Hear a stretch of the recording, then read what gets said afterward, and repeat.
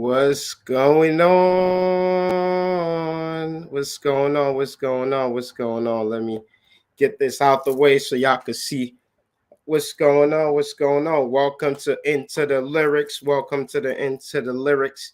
Right now, I'm just gonna give some people time to jump in, so we can have a good time tonight.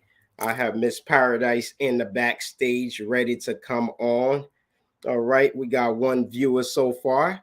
Welcome. Please make sure you drop a comment on this platform. Sometimes we are on multiple platforms and I'm not able to see exactly who's on here unless you say hello to me. So we like this to be a little bit interactive. Welcome to everybody.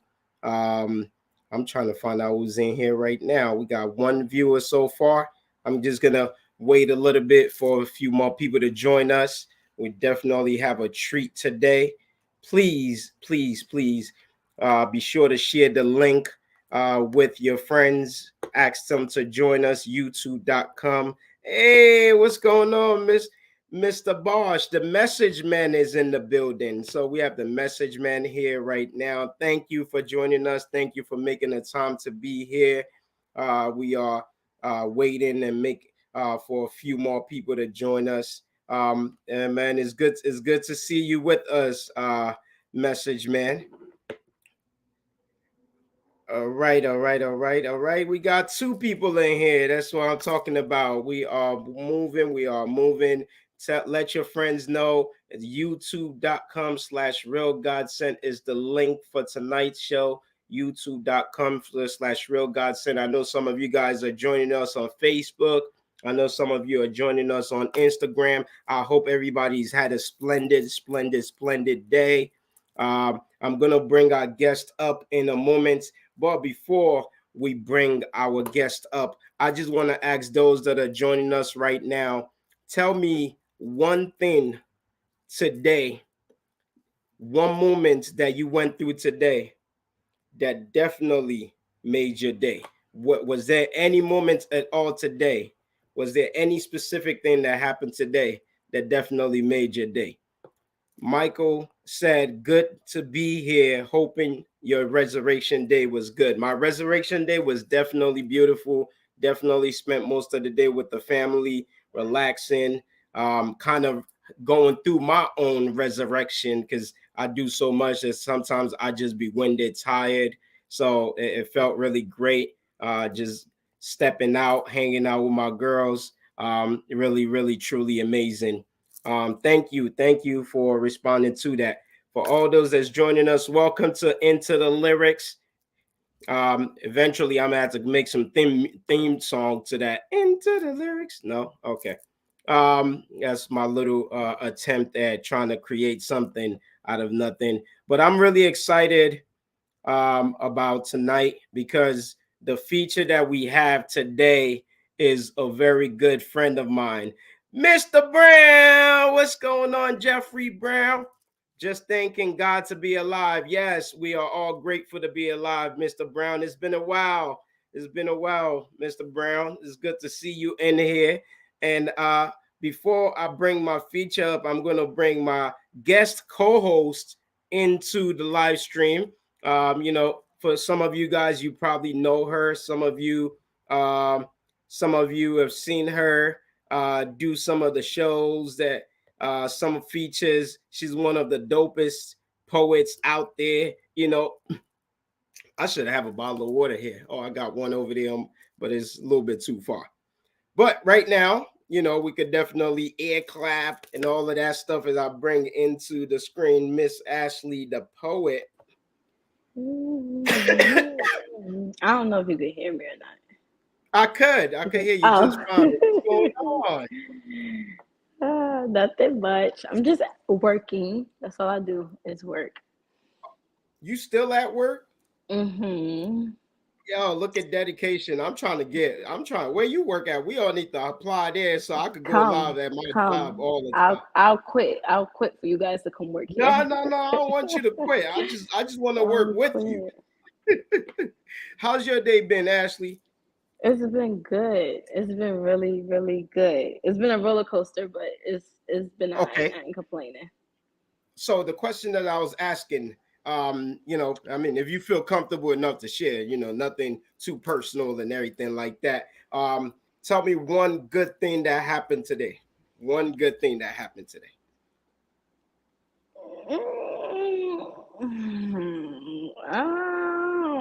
I'm trying to really think. I don't know. Uh, It's been One that good type of a thing. day. It has been a weird. It has been a weird day. But if I could say one good thing that happened today, I got a um I got a deposit for hair. That was good. A deposit? Like you Yes, I talking did. about the Yeah, so yeah, dinero yeah, cash? yeah, yeah. So usually they have Oh to shoot! book and then they You know, send it. So the girl sent it everybody and I drop didn't your even know. cash app. You can't be telling people when you get money. It's like everybody drop your cash app. Yeah, that felt You know, good. That was uh, good though for today. okay, that's good. That's good. That's a good thing. It's Yeah, always good to definitely get some bread. It's always for definitely sure. good to get some bread. All right, cool. For those that may not know, Ashley, introduce yourself. Tell us a little bit about yourself. I can't see any comments or anything. I want you to know that. No. Any Only you comments can that see it. come in, I could make sure you see them. I throw them on the Oh, screen. You see okay. it right there. There you go. Oh, okay. Yeah, I just seen that one. You said to him, okay. Well, yeah, my name Ashley. I go by Ashley the Poet with two E's. Shout out to Tori for that change. What like I don't even know what to be talking about. I'm young. I'm Out I'm young, not like I'm what not that mean? Like what you under I'm 15? not I'm nah I'm over 25 but under 30. That's all I'm gonna say. Oh, okay. What else? I'm a college graduate. Um, Hey, shout out to that. uh, yeah, for sure. Workaholic. And the poetry thing, I kind of always did the writing thing. I never really cared to be a poet. I just cared to be a writer, you know. And I always had dreams of being like an artist. I just didn't know what type of artist I was going to be, if that makes sense. Okay. So the poetry thing kind of came about um, a couple of years ago when I realized I don't like writing on beats. So I was just like, okay, let me just not put it on the beat. And then I kind of became a poet when Godsent forced me to get on stage one day. So ever since then, it's just been history. You ain't forced me, but you was very like, you can do it. I mean, look, man, I hate to see talent go to waste. So I'm not even going to try to hide, any of that. So if I know you got talent, I'm definitely going to be, going to be that little push. And I'm glad I did. Like, I see you Yeah. out here. You said done some really great things in the poetry community. So it's definitely like, I mean, Thank I've you. seen you go from just doing an open micer to doing your own show and then jumping on slams and beating some of the best out here, going head to head. Like, Mhm. so, Mhm. watching that evolution is like truly, truly amazing. Um, Michelangelo, the message man, is sharing with us. It said, my one good thing today is that I enjoyed helping the seniors at the senior care center today. That's amazing. Yeah, That's that's amazing. dope. It's always That's good helping the amazing. That's seniors. amazing. We need to do more good like that. My one good thing today is literally my day was pretty dragged, but I believe this show that we about to have is my going to be my one good thing so far today. And plus, I had an amazing lunch. It was like it's stuff that I'm not supposed to be eating, but it tastes amazing anyway. All right. So are we gonna, without further ado, we do have a special guest in the house, Miss Paradise. Pretty much. I didn't even ask her for a bio because it's funny because sometimes when you know somebody for a long time, you just feel like you could just naturally introduce them, okay? And stuff like that. So let's hope that I don't mess this up because this is not her professional bio. This is just me knowing her on a personal basis. I mean, Paradise is one of the most talented people out here. I'm telling you, when I talk about recognizing talent, like, pretty much. And you guys, if you've never heard her before, you're gonna witness her tonight. But more importantly, you're gonna get to know her a little deeper. I've known her for I don't know how long, like real long before she was a mom, like long, and all of that stuff. Paradise used to host shows. I remember that she had her own show at one point in Jersey. Pretty much. I mean, there's so many spots that. Look, there you go, right there. There go the introduction. Paradise is a powerhouse. Thank you, James Ellaby. James Ellaby in the building, njpoetry.com. Make sure you check them out. See, there you go. Yeah. Sponsoring this episode tonight. Make sure you send me the check later, okay? But Paradise is a powerhouse, and she's just phenomenal. I've never ever seen her give a bad performance. I've never seen her give a bad show. Every time she steps on stage, she always give 150%, like for real. So without further ado, I'm gonna bring up my friend, my sister, amazing mom, a powerhouse, a poet. Beyond that, into the screen right now. So y'all could clap for her. I told myself I'm gonna download this little app that got like little claps, but me and Ashley gonna clap right now. I was about to say the little hand claps. Word up. What's going on? Hi. You guys got me cheesing over here. Oh man, Thank Paradise. you for an amazing introduction. Uninvited said, I mean, I got help with this introduction. Uninvited is on right now. He said, Jersey City Poetry Queen Original. That's my hometown. Shout out to I mean, I don't know. City. Ashley's from Jersey City. You might want to start something right now, Born and raised. Born and raised. I didn't even know that. Ashley, she's from Jersey City too. So y'all, we got 2 Jersey City queens in here. Yes, let's go. That's dope. Where in Jersey City? Like, let's talk about how well you know Jersey City. I got a little history with Jersey City. I'm an NJCU alumni, Me represent. too. Me Okay. three. There we go. NJCU in the building, though. Yes. Shout out to being one of the cheapest colleges in New Jersey, okay? Yes. Started at Hudson. I'm sorry, one of the most affordable, let's say, okay? Yes. Which side of Jersey City we from? Let's see who really gangster in here, okay? Okay, so I started on Bergen Avenue. That's between Communipore. Was it Communipore and Clinton? Over there by Lexington. Most of my days, in the Fresh Prince of Bel-Air terms, most of my days was spent on the hill. So I lived on Myrtle. I lived on Stevens. I lived on Wegman. I spent some time on, what is that over there? Danforth. Never downtown Jersey City. I've done a couple of open mics in downtown Jersey City, but I've never lived over there. So my school, PS24, come on now, grammar school. Then I went to Lincoln High School. Then I went to Hudson County Community College. Then I went to NJCU. So I've been all over the place. Okay. So you, well, I mean, I don't know, Ashley. You could top that. It sounds like she definitely ran the whole of Jersey City. I might have like 20 years on Ashley, though. Yeah. She got it. Ain't no fight you know what's beautiful here, though? In this screen, like, we're literally connecting like generations of spoken word, like, and you guys never met, which is crazy. But you guys are both birthed.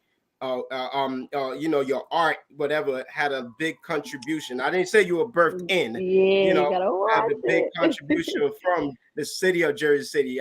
I wasn't gonna mess. Wait, hold up, because we got other Jersey City representing in here. Uninvited Maine talking about Ocean Ave and Greenville. Yes. So Greenville is cool. I live in a Greenville area now, but if I was to scream and rep Jersey City, it's definitely downtown. Downtown is where I'm from, the heart of the city, the core of the city, But Jersey City is alright. It's a little rather dazzle, but it's alright for the most part. I do love Jersey City though, for real. I really do. Like downtown was dope. My high schools was dope. School was dope because I dormed, even though I was down the street. I needed that whole experience. So, NJCU to you wasn't NJCU to me. I'm pretty I was sure at it wasn't. Montclair in the head. Look, Montclair man. University in the head. So Quan McKnight is in the building. He said Duncan Projects to the Hill. Mm-hmm. Come on, shout out to K1 watching on the live. I appreciate it. Yes, twinning all day. Jersey City in the building. Everybody been in Jersey City. James Ellaby. It seems like everybody is a little Jersey City in them. Right, like everybody got a little Jersey City in them, which is crazy. I'm like, James Ellaby said he used to live off of Communipaw, which is crazy. With all the traffic yet. I don't think I ever got the chance to perform in Jersey City though. That's crazy. That's wild. As it is. Yeah, I don't. Now that I think about it, I've never performed in Jersey City ever. Really? We've definitely done some shows in Jersey City. I mean, and everybody that's from my generation still know about Jersey City Slam. I don't know if they still running right now, but Jersey City Slam was definitely running for some time. So, which was pretty amazing. They were sending people to nationals and stuff like that. So I always wanted to. I always wanted to. You still can't say always like past tense. They still doing it. I'm gonna tag Dewana Sharice. She used to do the Cypher movement. I'm gonna tag Rescue, who still does things in Jersey City. So I'm gonna tag you in them, Ashley. Yeah, so, I be wanting to, but a lot of people that know me from poetry swear I'm from Newark. I just be like, whatever. I mean, it's like Twin Cities. I call them Twin Cities, so they are. And we got somebody else. Natalie is in the building. We want to say hello to Natalie. She said good evening to everybody. Hi, Natalie. All right. Natalie. And we got Tanya in the building as well. She said, hey, fam. Hi, Tanya. Hey, family, if you're on Facebook, please share this live, and everything like that. Share it with your friends, tag people. Let's jump on. We're going to get a little bit into the poetry. Your Uninvited is over here starting stuff, okay? Talking about Al-Ghazi Muslim School, by Lincoln High School, by the Crown Chicken. Back in my chicken days, I used to really, really, really, really live at that chicken spot. Yes. Back when I used to eat chicken, though, because but back in those days, I used to really live at that chicken spot. It gotta be number one, hands down, the best chicken spot in Jersey City for sure. Missed you much. If you don't know Jersey City unless you know Crown Fried Chicken. Right? We got DJ Iris in the building, man. He said P City. Yes. What's P City? Educate me, y'all. What's that? So shout out to Iris. I used to call him Mr. AA. So when we was traveling around Newark, Irvington, Jersey City, New York, we even did a road trip from like Baltimore, Virginia, Philly. We was just doing poetry wherever we could. And I would always call him, he is the poet's DJ. So I called him AA because that's the exit on the turnpike. I believe he lived there at the time. And he would call me P City. P for Paradise, of course. And I'm very Jersey City. So and blessings to you, DJ Iris, and your beautiful loving family and everything like that. We holding it down, man. Times have changed. Here we are. Mm-hmm. Well, we could definitely go on and on about the cities that we represent. And I mean, I represent Irvington, Newark, Jersey City, pretty much definitely held it down. Got to hold it down for my boy from East Orange, Uninvited, They said Ashley the poet still making noise out here. She sure is. Low key, right? Low key. Not low key, people know that name, okay? But we do have an amazing poem that we're gonna break down today. That is by Miss. I was about to call you Christy Paradise. Okay. That's okay. Go stick Paradise, Miss Paradise. Before we go into it, right? Let's talk about your name. right? Oh, The you took naming the of words out an my artist. mouth. I'm about to say, where did paradise come from? Yes, let's talk about that, because you've done some things, pretty much. I mean, I won't want to put too much out. I know you used to dabble in some erotics and all of that stuff, back in the day, and all. I don't know if you still do those write-ins and stuff. So Yes, let's talk about, because when you mix the word erotic poetry with paradise, it just takes you to a whole new place. So let's talk about your name, okay? yes. And where paradise came from. Honestly, I don't have no real like amazing story that everybody's probably looking for, right? In short, like when I was in school, I heard Ashley earlier said how she came to becoming a poet. I just didn't like, I don't like rules. Shh, don't tell my son. So I didn't want to, I wanted to like write outside the box. I want to color outside the lines. I want to do all that crazy stuff. I don't want to use no punctuation. I want to do what I want to do. So when I started writing poetry, I'm like, I need a name. And I went through all these different things. And the only thing that stuck with me was paradise. So for the life of me, it wasn't no special person that came and told me until I started going to church. And before my son was born, and I remember the pastor at the time, they would call me either Precious or Paradise. And the pastor was like, God told me to tell you that your name is Paradise because you are paradise. And that's what people receive. It's a heavy load to carry, right? But that's what people receive when you're in their presence. And that's what stuck to me. But as far as erotic poetry, I'm always gonna be me. I still write, I still do it. And I tell people now, because you get on the stage and I start saying stuff. And then, I have to remind people that everybody wants to know paradise. So look, Paradise Christie was setting North Jersey on fire with the erotic poetry. I was in Harlem, right? And they kept calling me an erotic poet, which is cool. But there's more to me, right? Is what I used to tell people. And I tell people now, the only way to get to paradise is through Christy. Everybody wants paradise, but everybody don't get that. The only way to paradise is through Christy. So we just gonna leave that right there. So wait, I have a question, right? When you started off with the writing, did it start off erotic, or did you just kind of was like one day, let me write about something different? Like, you know what I'm saying? Like, how did that start? How it started? People will always ask me, I don't know if this is good. So if it's children watching, you might want to send them to go get a snack. But people kept asking me to write love poems. And honestly, I was just like, I don't write no love poems. Especially at that age, because I was writing when I was like 20, like in high school. When I started performing, I was in my 20s. So I'm like, I don't write love poems. They would ask me to do, even though I did James' wedding, I did his wedding, and I did a love poem for the first time. But I'm like, I don't write love poems. I haven't experienced that. So when I write, it's because of something I've gone through, something I've experienced. I don't know what that is.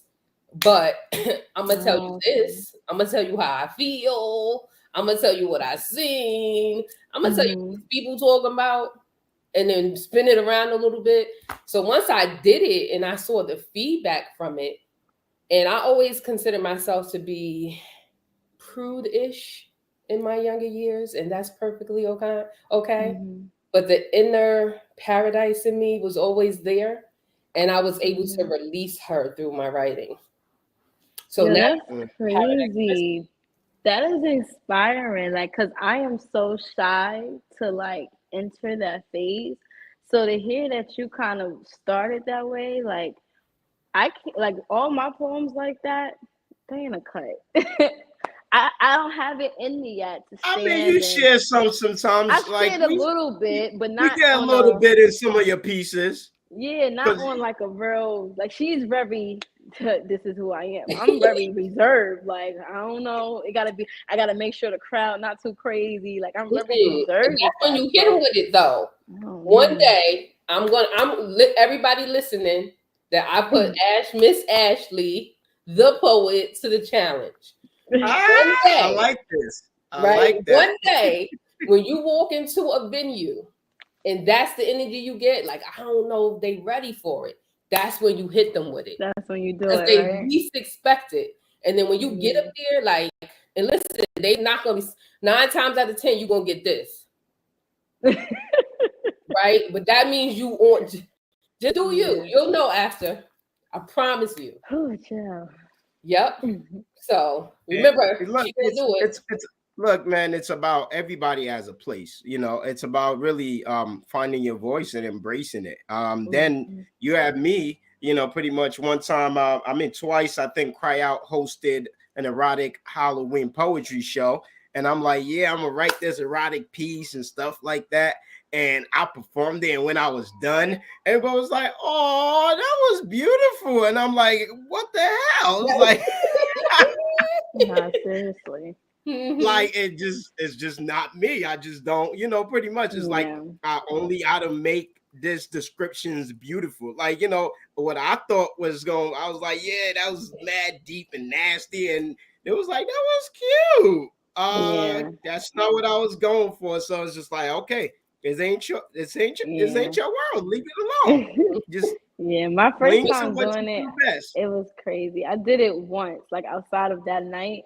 I did it one time because I didn't really know nobody there, and I just kind of wanted to test the waters.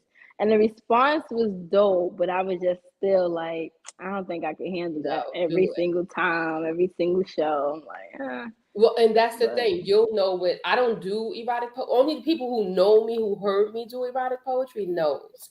And I want to say one last thing. Like, shout out to Ainsley Barrows. He used to do. See, name dropping, right? I mean, he's still holding down the sweet spot.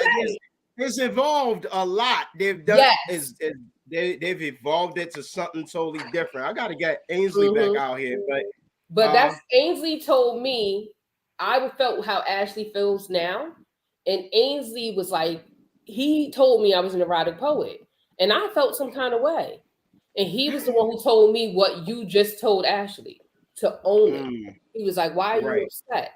And then people kept inviting me to erotic shows, and I'm like, well, I guess this is what I'm doing, right? So, well, sometimes, you know, and you can't blame Ainsley. I mean, that's his call and that's his feel. So, you know, definitely he wants to.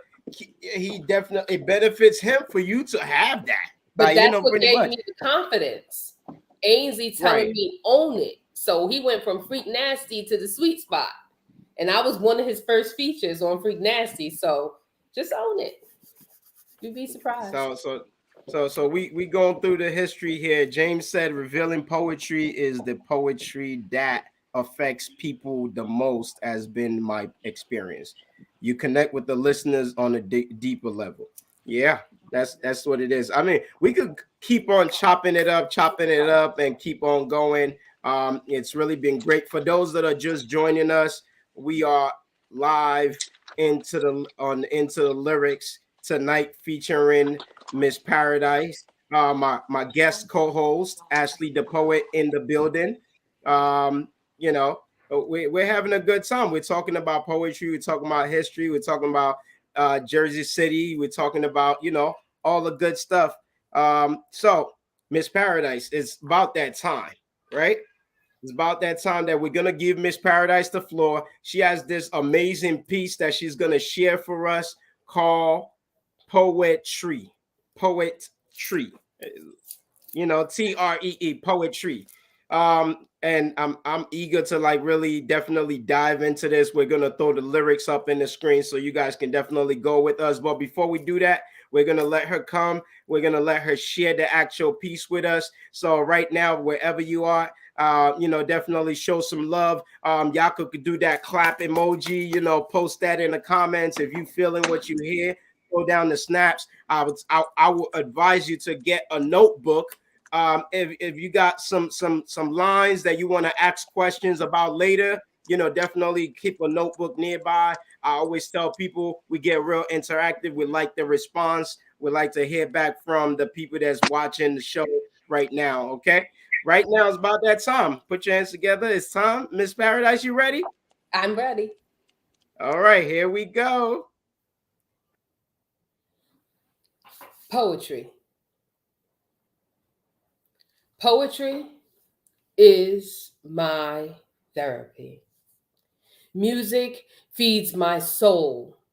Dance is my weapon against depression. And he stripped me of everything: family, friends, thoughts, beliefs. He stripped me naked for the world to see, of my dreams, goals, purpose, for his purpose, for his own personal gain, placed me on mute, silenced my voice, deprived me of the very essence of me. He preyed on me when he should have been the main one praying for me. False prophecies prophesied by false prophets, paralyzed by lies, camouflaged by the very thing that was supposed to protect me, the very person that was supposed to protect me, infiltrated false love, festered until it manifested into a toxic waste of my time. But I'm here to declare that I'm no longer a zombie walking amongst the dead. See, poetry, she is indeed my therapy. Music, he feeds my soul. Dance was my weapon against depression, darkness, and doubt. Now I understand why I had to divorce. The course, the courts, the cost was not my destiny. Disdain, your name taste like pain.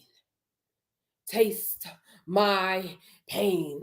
My God. See, I no longer call on the name of the God you serve. See, my father, he said I'm destined for greatness. And destiny, she chooses choices as goals inspire purpose, discipline, and dedication. And he no longer controls me. See, I walk freely, boldly, proudly, confidently, naked for the world to see everything. Dare you? Dare you doubt me?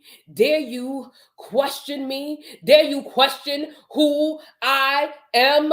Dare you question whose I am? Daughter of God, purified by the fire, rose gold. I'm covered in his blood. Can't no devil in hell frighten me when it's God who resides within me. See, you thought the devil buried me when God simply planted me, disguised by the dirt for which he buried me.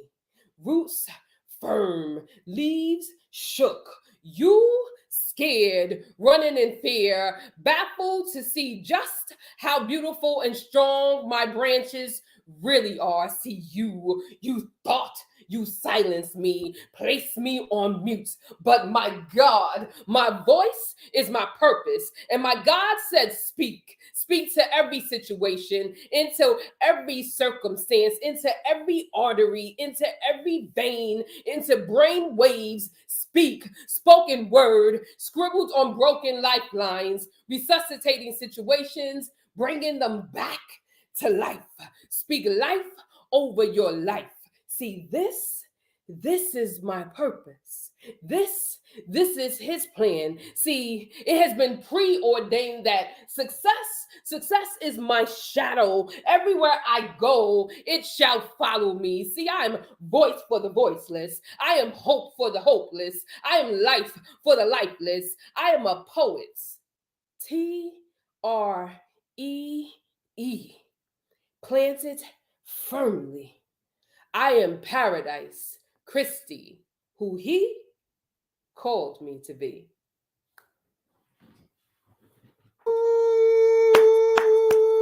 Ooh, yes. Yes. Yes. Yes. Yes. Thank you. Yes. Yes. Let's see this. Let's see this responses. Let's see this responses. See this responses. Fire emojis. If you felt that, if you enjoy that, I need you to drop some hearts, drop some love. Let Paradise know how you feel. If you think she whack, keep it to yourself now. What? I'm like, what? Nah, but definitely, if you enjoyed that, definitely let her hear. They said, "Speak that fire, poet." Oh man, that was really truly amazing. You know what? One of the things I'm gonna let Ashley drops, say some things real quick, but we got a mic drop over here. Okay, I'm telling you, every time it's the buildup for me. Like literally, like I could literally feel like you coming into your purpose like throughout that piece. Like I could feel the evolution of you, like pretty much, and how it was really beginning focused on him and what he wanted, and then getting to the point where you're pretty much speaking with exclamations, like pretty much like I own this, like is the build up, like the energy. And it's one of those I could picture myself, because I get real excited when I hear people or watch people perform. Like literally, like I could see myself starting like this, like, and then I could see myself like pretty much like towards the end, as you that like is the build up, like for real. That's really amazing. Somebody said, I'm so glad I tuned in. This is such a breath of fresh air. Thank you so much. Thank you. More finger snaps, more finger snaps. Sure. Thank you. Great. Thank you. Great analysis. I try to be honest. Ashley, what you got to say? It was the delivery for me. Like, oh my gosh, this is gonna sound crazy to say, but I wish I could deliver a poem like that. Like the way it was, the voice, the way you was able to because I kind of got out of it, but I was able to still hear you. And it's like the sound of your voice, the tone of your voice, how you delivered the message. It's like if you was in a room with people, they had no choice but to hear what you said. Like, you get what I'm saying? It's like the voice and the way you delivered it made people want to, wait, what's she talking about? Wait, what she just say? Like, oh, that was deep. Like that. Like, I love that. Like, you just I don't know. I'm excited because I just love to hear poets speak like that.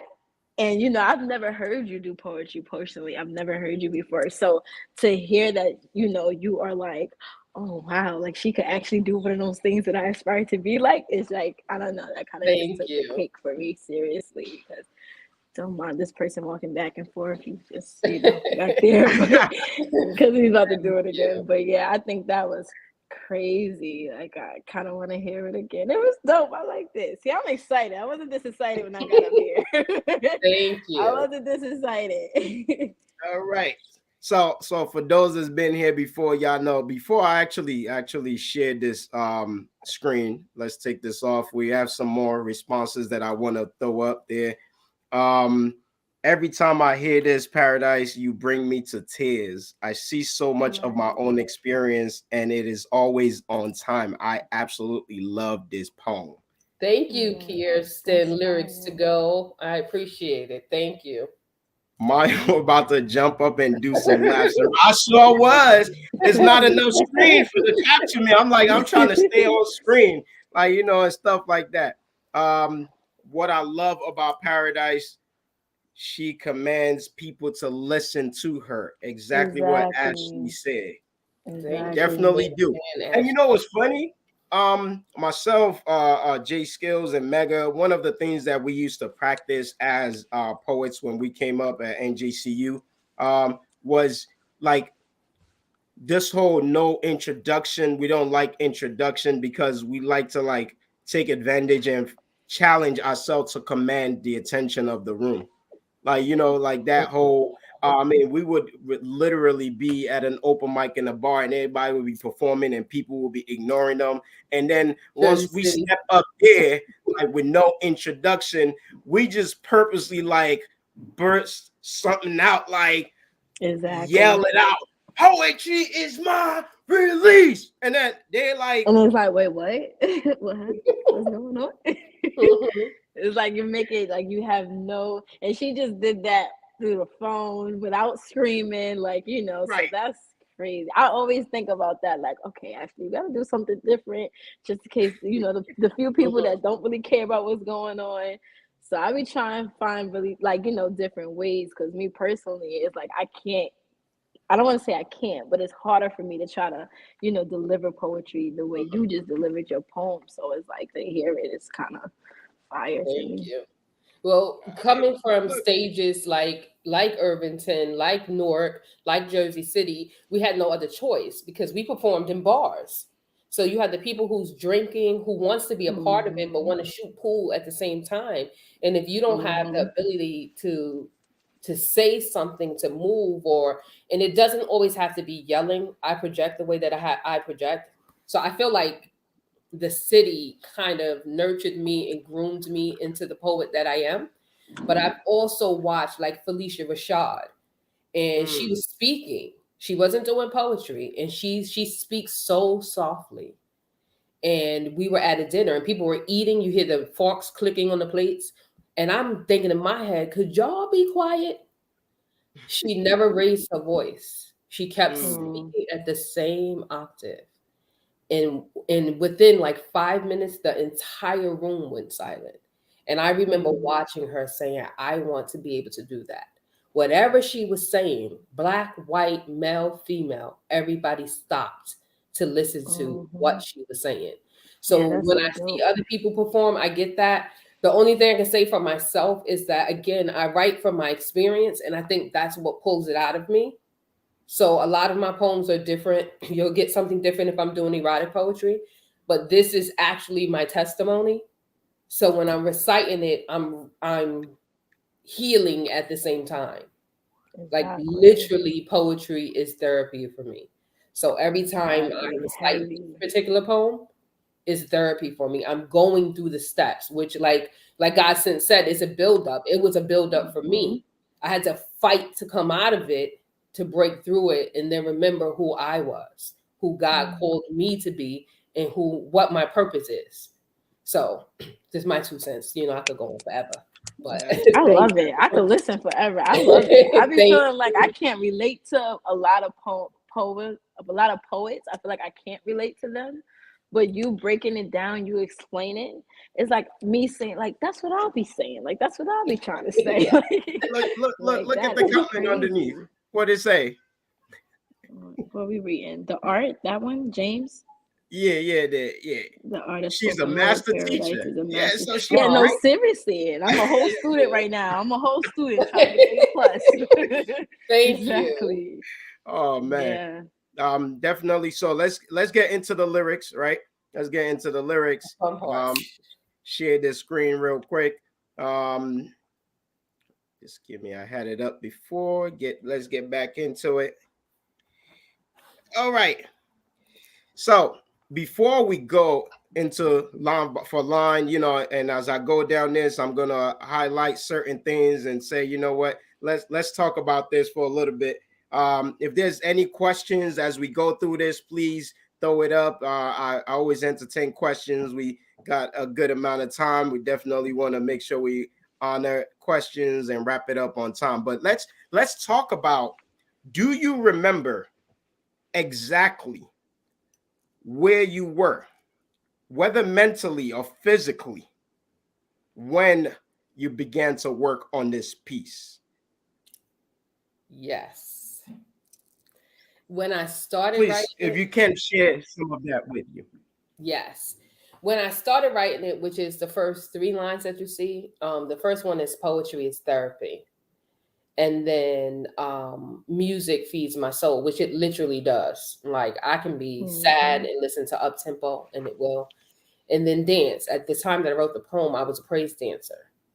And I fought so hard to be able to praise dance. Before praise dancing, I'm a dancer, period. So I was, in the clubs, on the street, wherever you're going to let me dance, I'm going to dance. And then going into church, they were telling me that, to my understanding, that I had to switch partners. I couldn't be in the club and be a praise dancer at the same time. Yeah. So I didn't understand it. It was a fight for me. But then I started to understand it. Why I couldn't dance in the club and then on Saturday and then go praise dance praise dancing is a ministry, just like every other ministry. So through that, when I say dance is my weapon against depression, rather I'm praise dancing or dancing in a club, it does something for me. So I could be extremely depressed, but if I go dancing, it helps me. So when I was writing this poem, I was in a really dark place, to be honest with you. Really, really dark place. And I had those 3 lines. Poetry is my therapy. Music feeds my soul. Dance is my weapon against depression. And they just played repeatedly in my head until the rest of the words came. I always throw this out there because I'm be telling poets, yeah, we need to be out here making some bread, sis. Those lines, right? You could literally throw that on a t-shirt whenever you're ready to, and some, you got customers out here. Poetry is my therapy, music feeds my soul. If you just put those 2 lines on the t-shirt, I definitely rock it. Sign me up. Let me know. Nobody steal that. I'm doing it. Thank you, Godsent. I know that's right. Thank you. Nah, seriously, because it's so relatable. Like, it's so relatable, and it's so touching.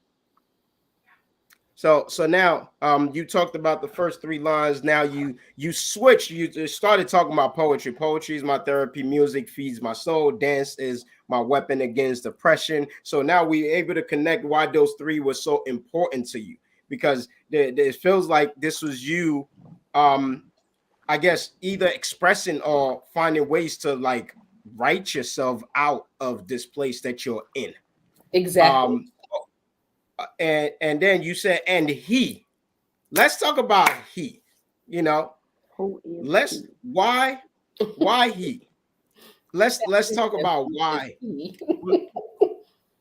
Let's get into that. Yes. So I was once married. I'm now divorced, which you heard later. We'll get into that on the other side of the poem. And that's when I say he.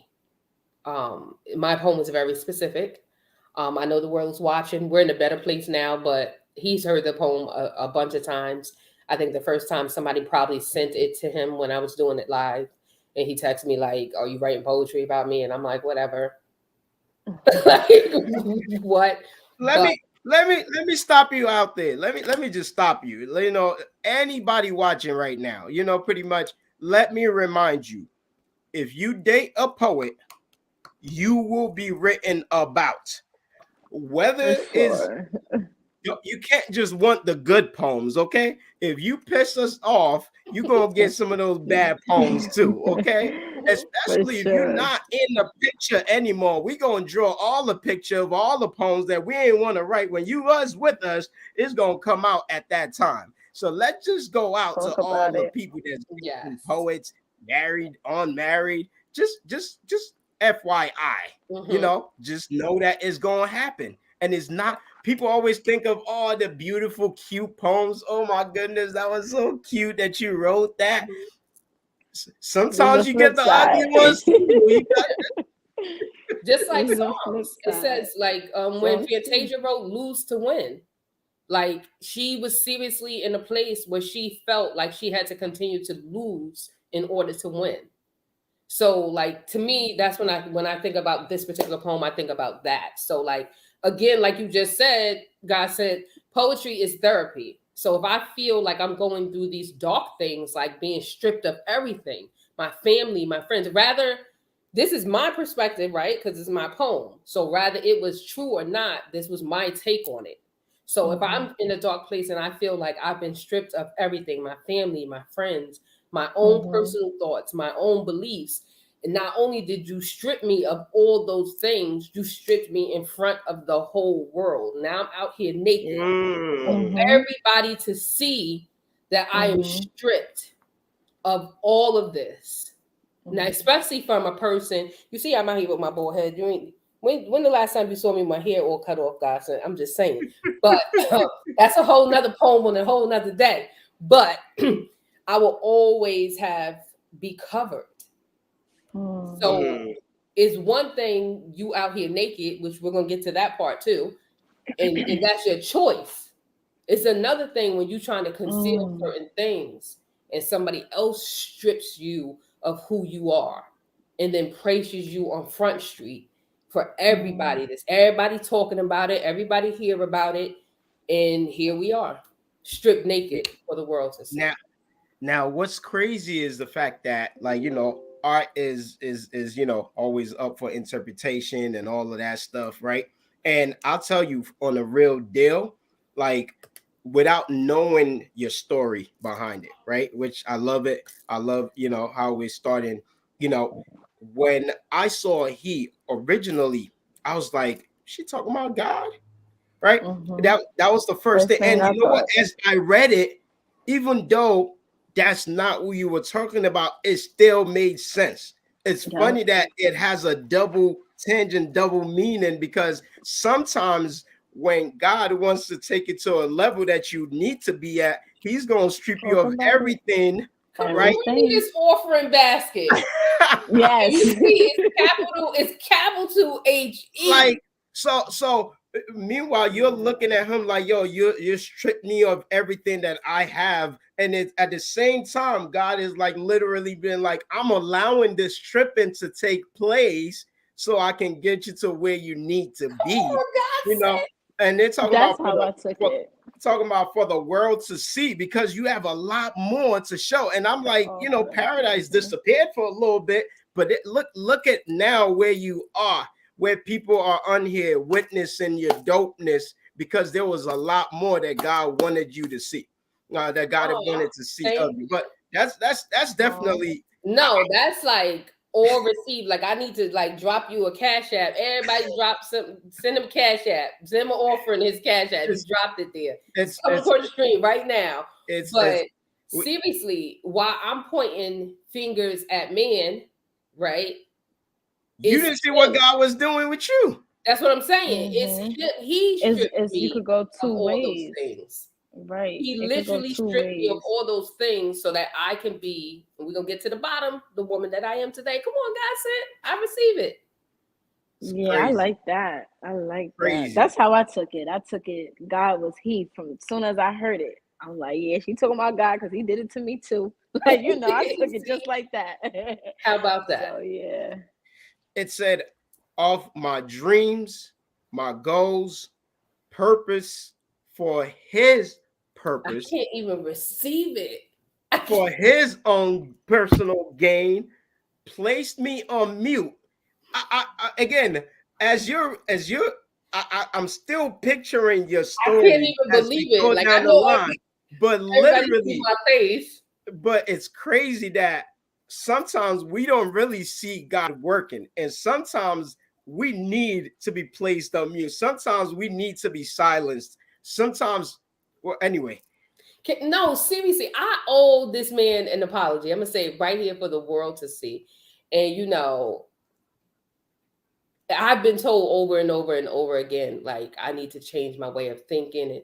And I'm just saying, seriously, like, even while you're reading those lines back to me, because I wrote it, it's literally like he stripped me of what I believe my dreams and goals to be, and what I believe my purpose was for his purpose. He placed me on mute because, you know, paradise don't be quiet. Christy, she be running her mouth. Placed me on mute. And trust me, for those that know paradise, we get it. We know. We know. We saw the disappearance. You know, we saw the gone, and then we saw the return. Gone. Yes. No, that's true. Like, I like that you just said that. I feel like even if you was to take the guy away and really put God in that, because I'm probably skipping over, but even with the last line saying that he prayed on me when he should have been the main one praying for me, and when you kind of put God in that character, you understand what I'm saying? And he's actually praying for you, but you kind of, sometimes we be blindsided. We really don't see what's really going on. You get what I'm saying? Because at the end of the day, he already had everything mapped out for what, you know, what's going on. We just kind of got to get through it, go through it, and live through it. You feel me? So when you this is fire. I don't know why I've never met you before. This is, you know, I'm kind of upset. Everybody know you but me, you know, and I'm getting put on like, game. Familiar. This is crazy. So and you know what? To the point that you just made, that's one of the reasons why I was trying to make sure we do get this a show on Instagram as well, because sometimes a lot of people on here, our generation, we still use Facebook. Half of y'all don't even. Ashley, you got a Facebook. You come on like. Well, I was about to say, what you trying to say? You talking about why you never met Paradise? I mean, because all the people in your generation right now, they'll be hopping on if it was on Instagram, to be honest. But they don't leave Instagram. Like it's like you can't take them out of Instagram. We gonna work on that. We gonna make it better. We definitely got. I'm on Facebook. It took me a minute to even get on Instagram, so I'm on there now. Okay. But it's all right. By the time they get on game, I'm gonna be true to this. So and you know what? And you know what, Ashley? Ashley, I keep telling you this. You're one of those that are that bridge maker, like literally, that not to shift zones and stuff like that, because you are here and you do have that connection to both generations. You have the power to definitely bring the two together. Let's just drop that right there. We get back to the poll. I received it. Now, the next line say false prophecies prophesied by false prophets. I mean, that's what they're supposed to do. Paralyzed by lies, camouflaged by the very things that was supposed to protect me. Church. Let's stop right here. We ain't gonna stay here too long, because I know we could have a field day right here. We could definitely have a field day right here. Camouflaged by the very thing that was supposed to protect me. Church. The very person that's supposed to protect me infiltrated false love, festered until it manifested into a toxic waste of time. Before I do any interpretation, talk to me, sis. Okay. Tell us what you're conveying, and in this moment right now, with these lines. For me, I feel like, just speaking from my own experience and speaking about myself, sometimes we go into the edifice expecting something, right? Expecting this whole, what I had to learn when I started going to church is that the church is filled with broken people that's there for the same reason that I was there. Now, I didn't go in knowing that. So I expect people to be different in the church. I expect you not to give me the nonsense that I deal with on the outside of the church. I expect you to be better. I expect you to know better, to do better. That's not really what it is. I don't know why I had that expectation when I walked in broken as well, right? So I wasn't ready. I'm still not ready. But I felt like when I put church, and honestly, before I sent it to you guys, it's the first time I put church, because I feel like when I'm reciting it, it may not be received when I say camouflage by the very thing that was supposed to protect me. I thought that I was protected in that edifice, but I left feeling hurt and broken. So some people call it church hurt. For me, I just didn't have the understanding of it. And I spent a lot of time doing something I thought I was supposed to be doing. And I'm just going to leave it there. And then you see the last line. I'm not saying, don't get me wrong, when I say festers until it manifested into the toxic waste of my time, that's definitely not the church. I still believe in church. I still believe in God. I still pray. But a lot of the, I'm going to say shucking and jiving, I'm really not with it. So I'm gonna say this, and you mentioned you addressed a very important thing that people need to be reminded. One time my pastor said, "Look, I'm just, the way that I look." He said the way that he looks at himself. He's like, "I'm just one homeless man showing another homeless man where the food is." That part. And literally to say that, pretty much like people forget that, even though, and this is partially the fault of those in the church, that, pretty much like we are all sinners, like literally, even those in the church, like, some of us are better at covering up our sins and hiding where we are, but ain't nobody make it, ain't nobody there. Like we We all saved by grace per se, and we all have things that we're working on. It's like you said, a church is filled with a bunch of broken people, well-dressed people, well-dressed, you know. Um, and it's and that's what people do need to be reminded, because sometimes church folks, sometimes we put ourselves on pedestals. You know, sometimes other people put church on pedestals and stuff like that, and it can sometimes lead to a disappointment, because one person that'll never disappoint you is God. But we're looking at this church folk like they supposed to represent God, and it can be tough sometimes, because if they're still dealing with theirs, you know, there can definitely be a disappointment. So let me just take um uh let me just take a moment to just speak directly to people, right? um what There's nothing wrong with church. Church is great for community. Church is great for growth. You know, church is great for, you know, building relationships. But really, there's nothing more important than you building that one-on-one relationship with God, because people will disappoint you, from the highest to the least of them, right?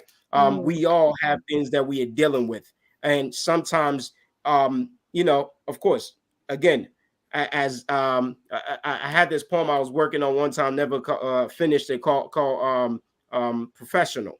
It was talking about how some of us have been in church so long that we become is like a profession. Like we become professional at it. Like we know when to drop to our knees. We know when to raise our hands. Like it's not even real anymore. It's just like, you know, you go to work every day. You know exactly what you got to do. You know, just do your job and sign out when it clock out, when it's time to clock out. Like, and some of us have become so professional at being a Christian that is not even real anymore. Like,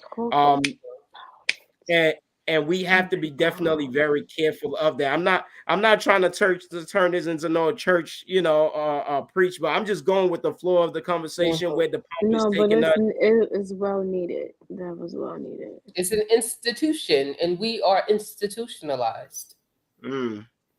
Yeah, we are. Yeah, it's funny. I just said this to me. It's funny that I'm even doing this today. I had no plans on doing this. Yesterday was probably my first time back in church in probably a year and a half, because of those exact reasons. Because I allowed everybody in that church to be like, you know what? God know my heart. I'll do this outside of this. I don't have energy for y'all. But it took a long time for me to kind of, you know, ignore them, make your own personal relationship. Don't let them push you out, because everything I just said is a fact, and I definitely needed to hear it for sure. Because just one little quick thing, we have to remember that, and I have to remind myself at times too, the people inside that building camouflaged by the very thing that was supposed to protect me. The people in that building are just like the people on the outside. It's just come into the building seeking something, seeking a higher power, seeking to be delivered, seeking some answers, seeking a miracle, whatever it may be. But we walk into the building expecting something spectacular. And I'm not saying God don't move in the Holy Spirit. I'm not saying none of that stuff. I'm saying you cannot judge church by the individuals sitting in the pews. You can't look at this person and say, "Oh, she over here cussing and she's sitting in church." That's not a reflection on the church. Maybe that's why she came to church. Thank you. That's my thing. So yeah, I'm gonna stop it there, because I could do this for days. All right. So we got some ways to go. Definitely.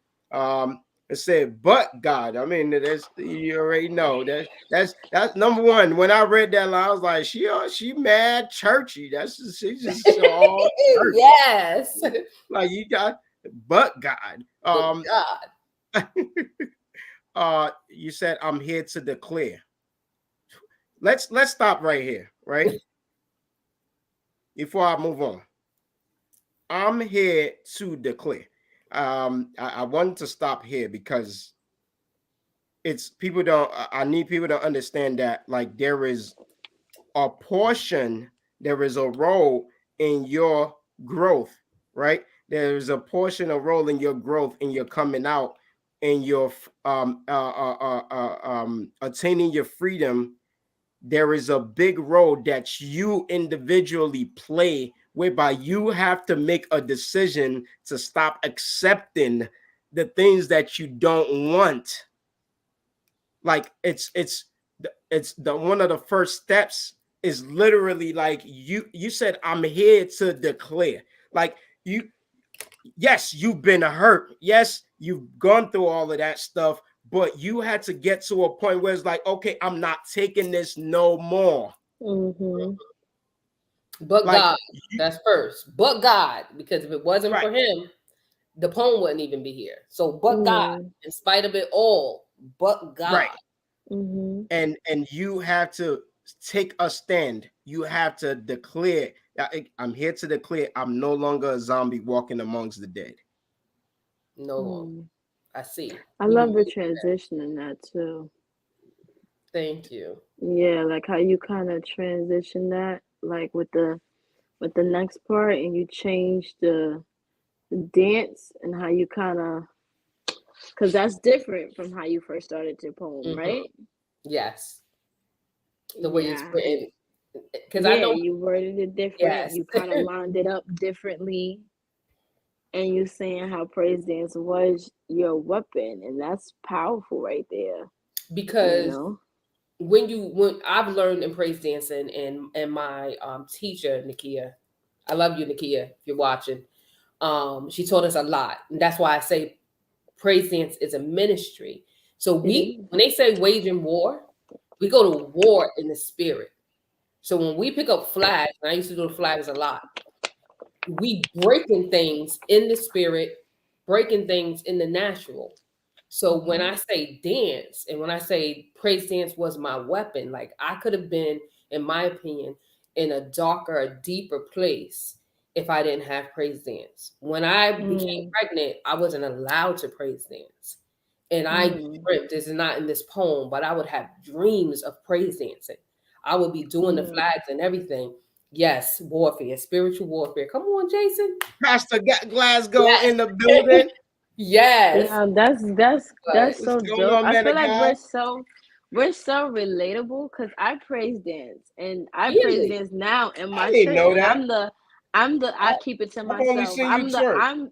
I'm the leader of the youth ministry with the praise dancing. So it's like when I read that part, praise dance was my weapon against depression, darkness, and doubt. Everybody who knows me know, like I lived through my depression and I speak it proudly whenever, anything is going on. But when I used to get that element of, going to praise dance rehearsals, teaching them girls whatever comes to mind for a new song, and then because it wasn't a performance to me, you know what I'm saying? So when I actually kind of put it out there, and when it used to be times where I had no control over my spirit, over my feelings. I used to be dancing, I used to just break down crying. You got the little kids looking at like that's not part of the dance, but they don't really know what's going on mentally. So that part is coming up to being my favorite line right there, because that is, and I lost that though when I took the whole year and a half off because I allowed everybody to push me away. I lost that release, you know what I'm saying? I lost that therapy, I lost that thing that kept me going. So that was crazy. I like that. Definitely like that. And I saw that Jason said his wife does prophetic dancing as well. And when I tell you, like, I got chills right now, Ashley, as you're saying that, right?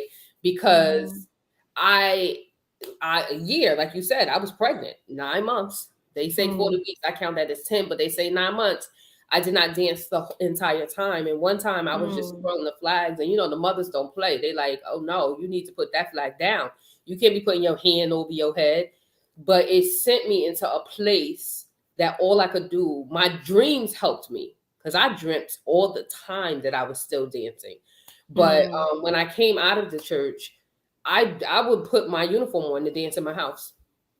I called my instructor. She had flags. She told me where I could get flags made. She had them made for me. And I just did it in my house. One time I put my whole garment on because it's different. And we dress like this and doing our flags when we're practicing. But when you put that whole garment on, when they say the whole garment, put on the whole garment, right? No weapon formed against you. And then you doing the flags, that's a whole nother thing. So When I say I don't dance now, I still have my flags. My son knows to get out of mommy's way when she starts doing her flags. But I would be warring in, not even in the spirit, I would be up against so many things in my personal life that when I would begin to practice and then go before the people for praise dancing, all that stuff would be broken in that moment. And we're breaking stuff for other people that's sitting there watching us. So to me, dance has that power. That's why I said praise dance was my weapon. I'm not going into depression. I'm not going into that darkness. I'm not doubting myself, because every time I dance and every time I pick up a flag, all that stuff is bind in the spirit. Right. So I'm gonna stop preaching. I have a shout out to Honey Hibiscus, one of my cry out team members. She says the green tutu for me. She's talking about my daughter. Oh, I'm like, huh? Oh yeah, she did come in. She squeezed in there. It's vital to have those forms of release. She's talking about praise dance. I think one of my favorite lines in my poems says, "Praising is another way of shaking them demons out." Yes. And pretty much it's truly crazy. I'm gonna get back to, but God, I'm here to declare I'm no longer a zombie walking amongst the dead. See, poetry is my therapy. Music feeds my soul. Dance, praise dance was my weapon against depression, darkness, doubt. My weapon, you see. Now I understand why I had to. Let's keep this going. Now why I had to be stripped. I'm going back to that first line. Wait, before you do that, Godsent, I just want to say, Jason said you should have kept dancing. I should have kept dancing when I was pregnant, because you teach the baby how to war in the womb. Yeah, and I received that. I received that. Y'all getting real deep for me now. Y'all getting real. Come on back to the beginning part of how I was stripped down for the world to see. Yeah, no, seriously. You walk up, he's true. That what he's saying is true though, because my mom praise dance, and she praise danced when she was pregnant with me. Wow. And then we started praise dancing together in the church. I was a kid, it was just me and my mom. And then me 20 some years later, I'm still doing it. So that's a true fact right there. Yes. James Ellaby says, to show you how God works, though, God give you another weapon of war, the words. Life and death is in the power of the tongue. He never leaves nor forsake you. Yeah, shout out to James. Cry. We just need to pass the offering plate, hit up the cash app. Let's do this. It's the but I was connecting this because back to what you said in the beginning again. We done changed the whole focal point of your piece. And it's funny because you were in a hurting place. You were hurt. I could feel the hurt when you were writing, but your hurt is giving somebody else release. Is pretty much is turned into a ministry. Is like literally, like, because you talked about how he stripped you. Meanwhile, you didn't realize God's stripping you, and this is the stripping being taken place right now. The divorce, the courts, the cost. All I see is this: divorce, the course that I was on, because now I'm receiving my poem differently. The course that I was on, he like, nah, you're not supposed to be walking that way. And I have another poem. Now I'm gonna have to go back and read the poem that I wrote before this one. But divorce me from the course that I was on, because there's no telling where I would be, if I would even be here, if I was on the same course that I was on before going into church, going into all of this pain that I thought I was going through. It was not my destiny. You see that? Divorce, the course, the courts, the cost. And I'm thinking cost, like how much it costs, right? No, the cost. My life was too important. The value. Let's take a step. Let's take a step back, right? And I want to throw this in there, because you were a married woman, right? And you submitted to your husband. Yes. Like as a married woman, you did the right things, like that you were supposed to do. You're asking. And the reason, okay. Nothing. Go ahead. What you said? I thought you were asking a question. I was just like, okay. I was waiting for. I was waiting for confirmation. Yeah, I mean, okay. you were walking. Yes. You were walking the path that you're supposed to walk. Yes. But I just want to point out how you could be walking the right path, but still on the wrong course. Come on, he real deep. Like, okay, I receive it though. You know what? I definitely receive it because I'm in love with love. I'm not one of those people that's divorced and feel like they will never get married again. I know that that's a part of my destiny. But like when you say the course, okay, maybe I receive it. It's just got really no words. I'm just like, I know you were writing out of your pain, and I'm just picking it up. All this, there's so many life lessons that we can literally take out of this. Like, you know, that we can. It's whoo. Anyway, disdain is name, taste like pain, taste my pain. I'm jacking up your delivery right now. My God, see, I no longer call on the name of the God you serve. Talk to me about that. So I can't even talk about the poem in the context of which I wrote it because I'm receiving it totally. No, but I do want you. I do want you. I know things have shifted a little bit, but we want to understand where you were, the pain that you were actually going through, the story behind it. Yeah, you know, that's literally what we're focused on. Trust me. Even while you're sharing that with us, whatever God is going to do is still going to be done. Exactly. So when I say disdain his name, that's the depth of my pain. The name alone tastes like pain. I mean, it's so deep. Like I'm telling my audience, taste my pain. That's why when I get to that part, I'm like, disdain his name tastes like pain. Because it was that deep for me. So, and then I'm like, you know, my God, see, I no longer call on the God you serve. Like, I personally believe that people be out here talking about God, but I don't know what God they be talking about sometimes. Because my Father, and I'm going to pause there because that's the next line. So, whatever God you serve, I'm some of these gods that people be talking about, and it's only one for me. But that God with that little G, nah, I don't know him. Because my Father said I'm destined for greatness. Come on. This is the part of the poem that I got up and started, you know, I was on my feet. Go ahead. Go ahead, read. Because my Father said I'm destined for greatness. And destiny, yes, she's a she for me. She chooses choices. And my goal, as goals inspire purpose, discipline, drive, discipline. I'm going to mess it up because I always do. Purpose, drive, determination, discipline, and dedication.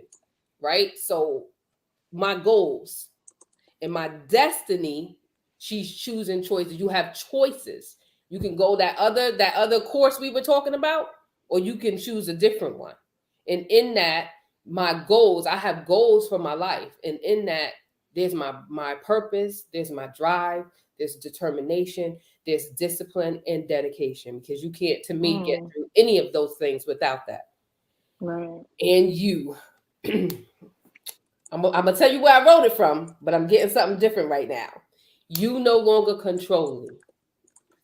Let's talk about what that looked like for you in your relationship. I look, I'm diving. I'm trying to dig deep, like, you know, pretty much. Are we talking about a mental control, physical control? Like was it actual, or was that just your interpretation of in that relationship? That was just my interpretation of that relationship. But it was more, I'm going to tie it in to spiritual and mental. Because to me, if you're being controlled spiritually, which a lot of people are, which is just that line above that said, I am no longer a zombie walking amongst the dead. People, in my opinion, use spirituality to try to control you. And then that's a mental control. And when, to me, now let's take people out of it and put the enemy back in. If he can gain mental control over you, he controls every aspect of you, your emotions, your physical, your entire being. So when I say no longer a zombie, I'm like, nah, you no longer control me. Like, you don't have that mental conditioning and that mental control. I'm no longer institutionalized. I done broke out of the prison. So and you know what's crazy is the fact that this, and I'm happy to hear that you mentioned earlier that you and your ex-husband are in a better place now, right? Because he was never the enemy, right? And I say because the enemy uses, see, when the enemy can't get to you, he's going to use the people that are closest to you to get to you, right? And when you say, and you no longer control, he wasn't the one trying to control him. It was a spirit in him, right? That somehow got into the relationship or whatever, that was trying to control not just you, but because, like you mentioned, because you were destined for greatness. You're destined for greatness. There's a lot more that you are meant to do. You're meant to write poems that literally transforms people's minds, that challenges people's approach to things, stuff like this. The greatness that is inside you, that's what that enemy came to deter. And again, he goes through. So again, I want to point this out, that we need to be mindful of those that are closest to us, right? Because if the enemy wants to mess us up, right, especially because for those of us that we are strong and well guarded, we drop our guards when it comes to those people, and the enemy knows that. Yep. And honestly, go ahead. No, go ahead, Godsent. And I was just gonna read what you said, and you no longer control me. And you were talking to the enemy in him. You were talking to whatever was in that spirit, whatever. You probably didn't realize it then, but you was definitely like you were speaking your way into freedom. Like when you was writing this piece is a big part of the glow that we see on you today. The reason why Godsent felt the need to like really invite you. I didn't know what poem you was gonna choose, but I always let people choose whatever piece is in their heart. And that this piece, what brought us to this place, is you being free of that control. And it's crazy. As I was reading it, it wasn't even the spirit in him. That's all me. That's all mine. That's all mental. So I don't know if you realize, you and Ashley, like when you asked me, is it really what happened or is how you felt? That's what I'm learning in my life right now. A lot of the things I perceive is how I feel. It's a mental thing. It's a war within myself. And now the enemy knows if he can mess me up mentally, he got me all off kilter. Nothing is adding up. Nothing is doing what it's supposed to do. So yeah, you no longer control me, for I walk freely.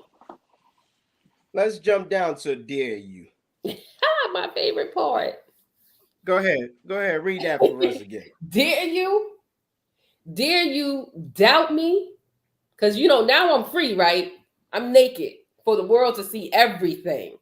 Right? This is me. So you stripped me before and I was all embarrassed. But now I walk freely, boldly, confidently, naked for the world to see everything. Like, I'm not out here hiding. This is who I am. Right. Dare you doubt me? Like, did you think that you was going to keep me under your spell all this time? And I'm not talking about him. Now, this is where it transitions, where I'm talking to the enemy. You really thought you doubted me? It's like Job. He said, try my humble servant Job. You can't touch me unless my Father gives you permission to do so. So, and if he did, that's because he know I can handle it. So, dare you doubt me? Dare you question me? Dare you question who I am? Dare you question whose I am. And then daughter, I'm gonna stop right there because that's my favorite part. That's my favorite part of my own poem, right? But it's like, well, I mean, I can see why it will be your favorite part, because this part represents the feeling that all of us would like to feel. We'd like to get to that point where literally we know who we are. You understand? This is you coming into, like I said, we talk about coming into yourself. This is you in a phase where you know who you are. And there's no better feeling than freedom. Knowing that you're mentally free. And this is you being mentally free. I want to read some of this comments on the side. I want to James said, the paradise, this poem is bigger than you. I hope you understand this. Amazing. Jason early on talk about the enemy. Yes, how about that? That's what I thought when I first took it too. I feel you talking about the devil. Yes. It says your true identity in God. When you come into that true identity in God, it's the best feeling in the world. Nothing beats it. Nothing. Nothing. And I'm gonna say this, like, pretty much I've been doing this for a while. Sometimes people ask, man, Godsent, man, we love your resilience. We love the fact that you're able to stuff don't work out and you're able to get back up. I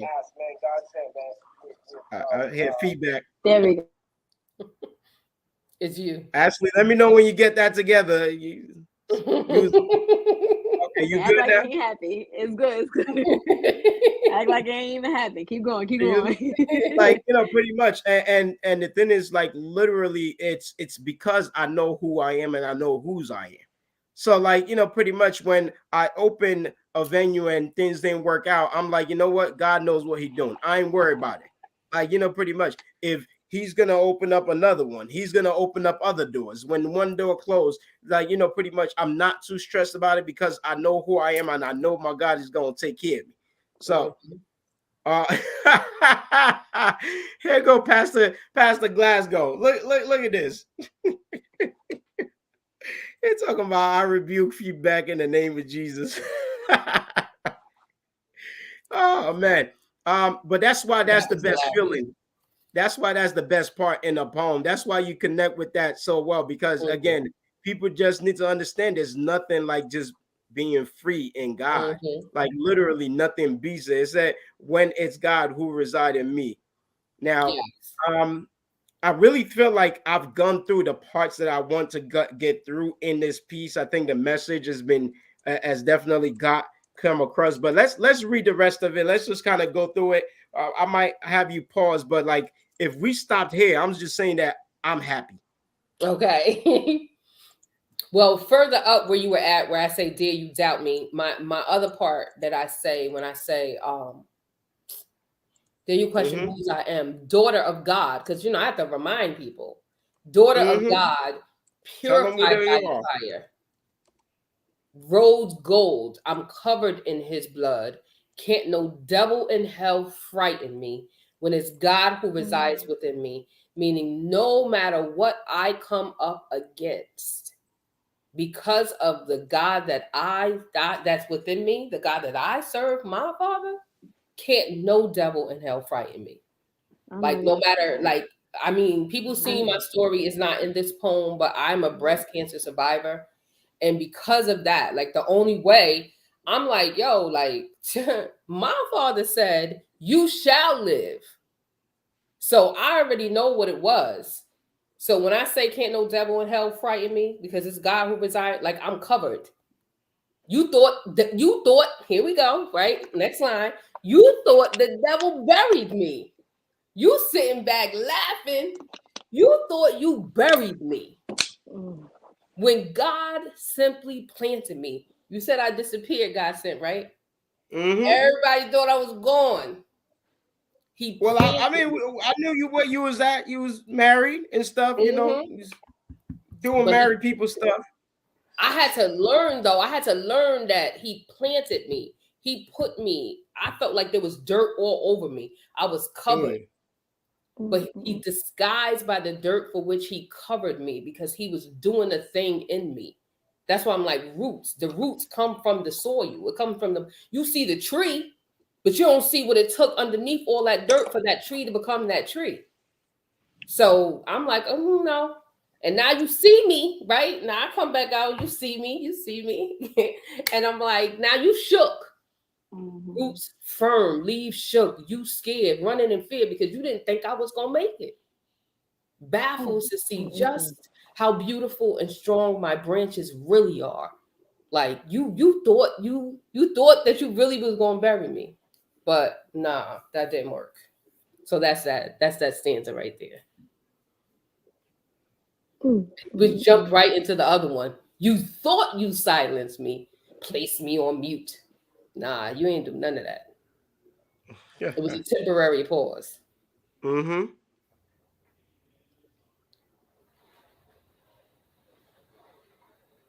See, you thought you silenced me, placed me on mute, but my God, and I always say it like that, like that's why I have the little, I want you to feel it. My God, my voice. And they would tell me that all the time in church, but I had to realize that my voice is my purpose. That's why he tried to silence me. But my voice is my purpose, and my God said, speak. So now I'm out of all of this stuff, all the beginning of the poem, right? My God says, speak. Now I put you on silence because I muted you, because I was doing something in you. And now that I've done the thing in you, go and speak. Because now you understand your purpose. So go and speak. My God says speak.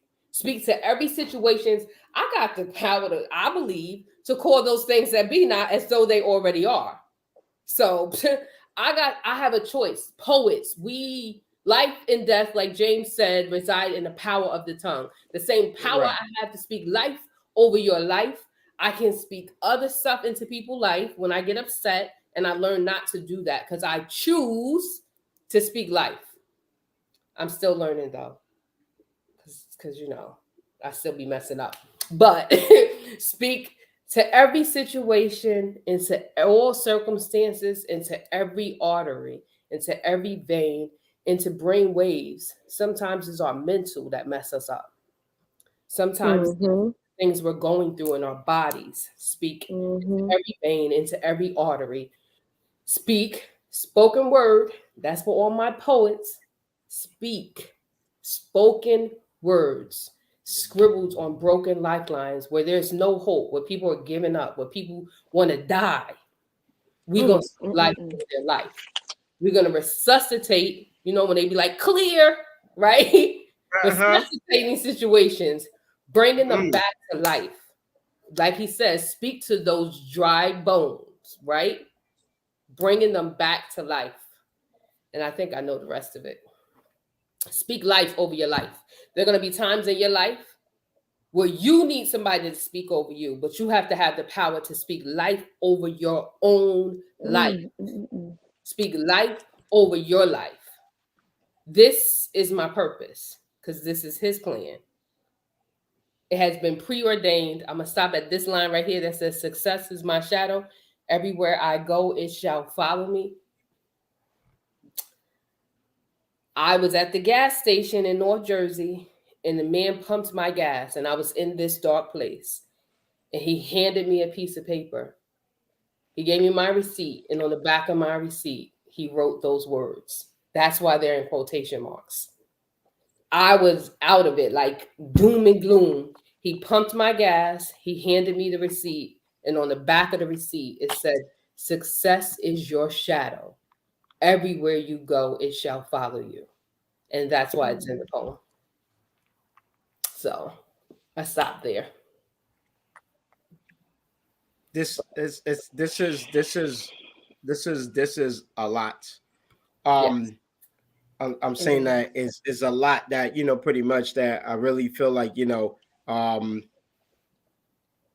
people need to hear this. So, I know you haven't really been out performing as much. Well, you've been out performing, but not out performing. Mostly You virtual. understand? Mm-hmm. Yeah. But definitely, this is your coming out party. Um, this poem, pretty much you talk about speaking, which is what we do. There's one thing that all of us that's on here, most of us is on here, we're speakers, we're spoken word artists, we're preachers, whatever the case may be, speaking life into every situation, into every artery, into every vein, into brain waves. This is your calling, to speak. Spoken words, scribble on broken lifelines, resuscitating situations, bringing the dead back to life. You know why? Because you've been there.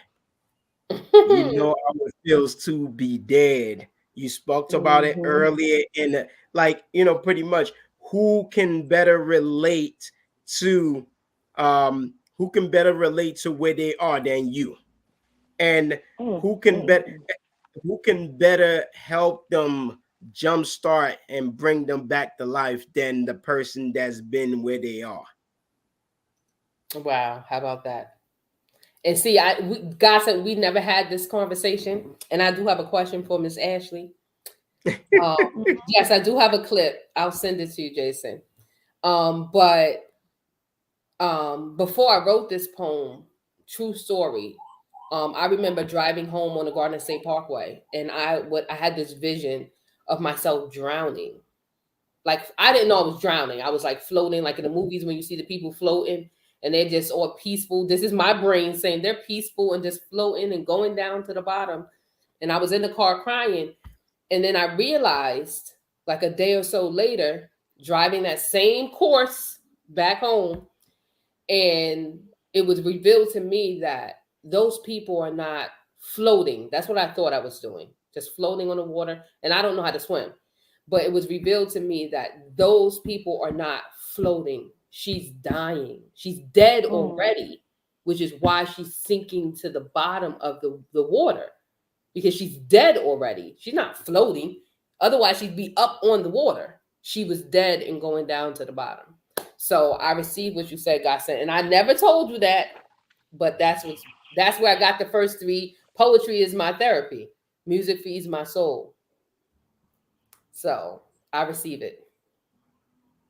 See, so the next line, see, I am life for the lifeless, voice for the voiceless, hope for the hopeless. I am a poet's tree, planted firmly, right?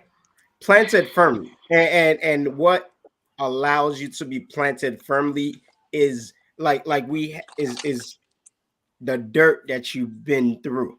Like that's what plants you so firmly. I am Paradise Christie, who he. Now we're not talking about the same he no more. Who he, capital Who H, he called me to be. This is your coming out party. Mm-hmm. I'm gonna be quiet because I see Ashley writing. I was about to say, look, hold up, let's just pause real quick. Yes, I've been taking a lot of this in, and I'm over here just kind of talk to me, Ashley. For one, right? Well, you have a question, right? You said you had a question. No, my question was exactly that. What are you thinking, Ashley? Okay. Okay. This is too much. Like this is a lot. Really, like I wasn't expecting none of this. I wasn't expecting these type of feelings or anything like that. Y'all know the saying where it say, who's gonna be strong for the people that's strong for everybody else, or who's gonna wipe the tears for the person that's always wiping the tears for everyone.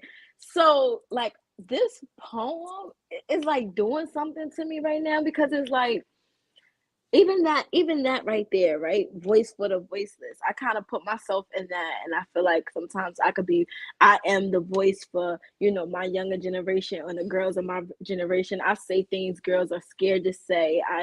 I write poems that people are scared to write about.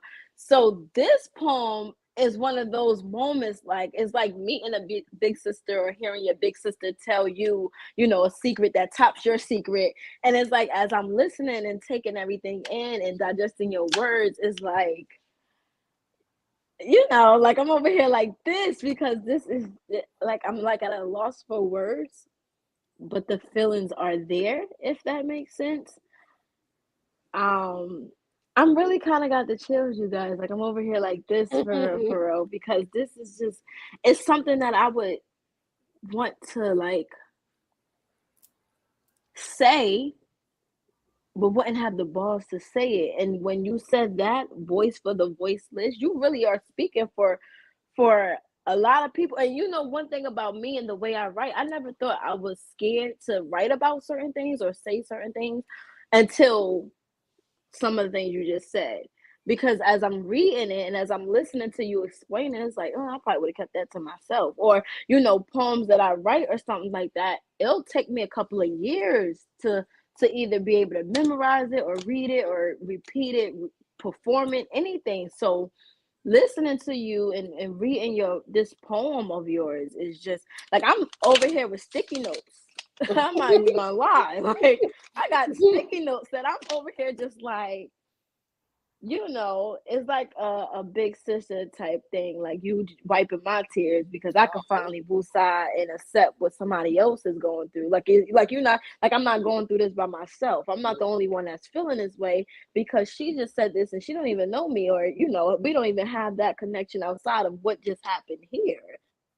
Well, you get what I'm saying? So it's funny how the yeah, we have to, because it's funny how the universe works, and it's funny how, you know, Godsent kind of just threw me on here and put me on here, and this is such a last minute thing for me. He did, low key. I had when I woke up this morning, this was not a part of my agenda. Well, so I'm glad that, and I'm grateful that he did. You know, I'm grateful that we was on the phone. I'm grateful that he threw it out there. That he was, you know, and even though I was hesitant, it's just being on here and listening to you, and it's like, yeah, I just want your number, like, you know, like that. Like I just want to talk. Like I just want to, because this is sure. And you know. And you know, for those that's connected with Ashley, you guys, you know, so for the, you know, James and some of us know some of Ashley's story, you know, the background and everything like that. So, you know, as you're speaking, Ashley, I definitely connect, and I'm glad that you guys are definitely able to embrace each other and connect even through spoken word, you know, pretty much, and have this big sister, little sister. I'm feeling it's truly amazing, because I don't know. This might all be just for Ashley. Like, you know, this tonight and everything like this might just be for you. You know, I mean, granted, I'm pretty sure you touch so much more people than this. I see some of the things that I do. I always tell people I can't plan it. You know, some of the things that I do, I don't, you know, I I just follow what God puts on my heart, you know, pretty much. And this morning, I didn't know we was gonna have a guest co-host. I didn't, you know, pretty much. Ashley hit me up and because she wanted to probably wanted to cuss me out because I didn't respond to her voicemail that she left me. Yes, indeed, I did. Yes, I did. And in that conversation, I ended up being like, "Hey, what you doing later? You know, let's come chill, come hang out with me in paradise." And she's like, "Okay, I guess I'll come. Here you go again." You know, and I was like, "No, it's not like that. And we just gonna chill. We just gonna talk. You know, I just like to, you know, vibe with you. Just come hang out with us." And oh man, look at this. This is beautiful right here. This what my big brother just dropped. Actually, you don't know this, but this is my big brother right here. This is actually my mentor, my big brother Trini? When it comes to spoken word. Yes, Trini the professor. I'm like, Jason. Okay, all right. You didn't know that was Trini the whole time? Yeah, that's Trini the professor. I'm like, okay. Trini the professor. That's my big brother. Pretty much when I was starting out, he was the one that I had to look up to in spoken word. Because you know, definitely he was holding it down out here, doing this thing. And you know, it wasn't too many you know, church folk that was really doing gospel poetry. he was one that definitely held me, you know, kind of like by the hand. And I had a friend, I had a big brother that we were able to go to shows together, and he gave me that confidence and everything like that. So yeah, that's this, and he said Jesus loves you. Ashley, he's a pastor now, you know. He's now, yeah, he's now a pastor and Well, everything. thank So you I for that. appreciate that he took the time to join us. But this is truly amazing. You know, I No, it love your is piece for real. poetry. Let's switch gears because we about wrapping up. I like to wrap everything up at 9 o'clock. I told you I like to be on time. This has been really great. For those that may not be connected to you, even to the Paradise Show at Barnes and Nobles. Oh yeah, we was at your show at Barnes Yes. and Nobles together. Me Oh and Jake was my there. That's crazy. God. Yes. Um, where is there anything that you're currently working on? You know, I know that you have, I'm not sure if you're still doing your virtual show, or you know, pretty much, is there anything that you're currently working on?